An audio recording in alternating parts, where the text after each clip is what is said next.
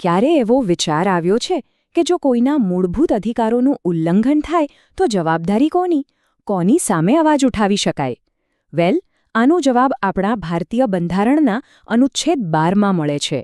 આ અનુચ્છેદ રાજ્ય શબ્દની વ્યાખ્યા કરીને નાગરિકો માટે એક મજબૂત કવચ જેવું કામ કરે છે. તો ચાલો આજે આ ખૂબ જ મહત્વની જોગવાઈને ઊંડાણપૂર્વક જાણીએ. ચાલો સીધા મુદ્દા પર આવીએ. કલ્પના કરો કે કોઈના મૂળભૂત અધિકારો છીનવાઈ રહ્યા છે. તો સવાલ એ થાય કે ન્યાય માટે કોની પાસે જઈ શકે? આખરે કોની જવાબદારી બને છે? આ એક એવો મૂળભૂત પ્રશ્ન છે જેનો જવાબ આપણું બંધારણ ખૂબ જ સ્પષ્ટપણે આપે છે. અને આનો જવાબ ક્યાંક બીજે નહીં પણ આપણા બંધારણના ભાગ 3માં અને ખાસ કરીને અનુચ્છેદ 12માં જ છુપાયેલો છે. સાચું કહું તો આ અનુચ્છેદ એ પાયો છે જેના પર મૂળભૂત અધિકારોની આખી ઇમારત ટકેલી છે. તો ચાલો હવે આ અનુચ્છેદને જરા બારીકાઈથી જોઈએ. આખરે આ છે શું? આ એ જોગવાઈ છે જે સ્પષ્ટ કરે છે કે કઈ સંસ્થાઓને નાગરિકોના અધિકારોનું સન્માન કરવાની ફરજ પાડવામાં આવે છે. હવે જુઓ, અનુચ્છેદ 12 રાજ્ય શબ્દની વ્યાખ્યા તો કરે છે, પણ આ કોઈ સામાન્ય ડિક્શનરી જેવી વ્યાખ્યા નથી હો. બંધારણ બનાવનારાઓએ જાણી જોઈને તેને એટલી વિશાળ બનાવી છે કે તેમાં સરકાર અને તેની સાથે જોડાયેલી લગભગ દરેક સંસ્થાનો સમાવેશ થઈ જાય, અને આ વ્યાપકતા જ નાગરિકોના હાથમાં એક મોટું હથિયાર મૂકે છે. હવે આટલી મોટી વ્યાખ્યાને સરળ રીતે સમજવી હોય તો આપણે એને 4 મુખ્ય ભાગોમાં વહેંચી શકીએ. એમ સમજો કે આ 4 મજબૂત આધાર સ્તંભો છે જેના પર રાજ્યની આખી ઇમારત ટકેલી છે. તો સૌથી પહેલું છે કેન્દ્ર સરકાર અને આપણી સંસદ. બીજું, દરેક રાજ્યની સરકારો અને એમની વિધાનસભાઓ. ત્રીજું, બધી જ સ્થાનિક સંસ્થાઓ જેમ કે નગરપાલિકાઓ અને ગ્રામ પંચાયતો. અને છેલ્લે ચોથું, જે સૌથી રસપ્રદ છે, એ છે અન્ય સત્તામંડળો. હવે જુઓ, પહેલા 3 તો એકદમ સીધા અને સરળ છે, બરાબર? પણ આ ચોથો મુદ્દો, અન્ય સત્તામંડળો, એ થોડોક રહસ્યમય નથી લાગતો? આ શું છે? વેલ, બંધારણ બનાવનારાઓએ જાણી જોઈને આ દરવાજો ખુલ્લો રાખ્યો હતો. તો ચાલો જોઈએ કે આ દરવાજા પાછળ કોણ છે. અને અહીં જ આ આખી વ્યાખ્યાની અસલી તાકાત દેખાય છે. LIC, ONGC, SAIL, આ બધી સંસ્થાઓ વિશે વિચારો.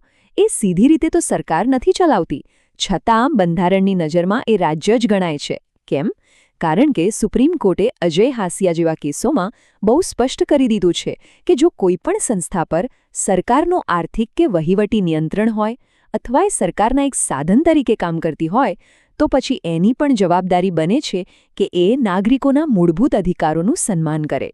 આ બધું જાણીને મનમાં એક મોટો સવાલ તો થાય જ કે ભાઈ, આપણા બંધારણના ઘડવૈયાઓએ રાજ્યની વ્યાખ્યા આટલી બધી વિશાળ કેમ રાખી હશે? શું કારણ હશે એની પાછળ? તો એ જ સવાલ કે આટલી મોટી, આટલી વ્યાપક વ્યાખ્યા રાખવા પાછળનો હેતુ શું હતો? શું એ લોકો કોઈ ગૂંચવણ ઊભી કરવા માંગતા હતા? ના, બિલકુલ નહીં. હકીકતમાં એમની દૃષ્ટિ એકદમ સ્પષ્ટ અને બહુ જ શક્તિશાળી હતી.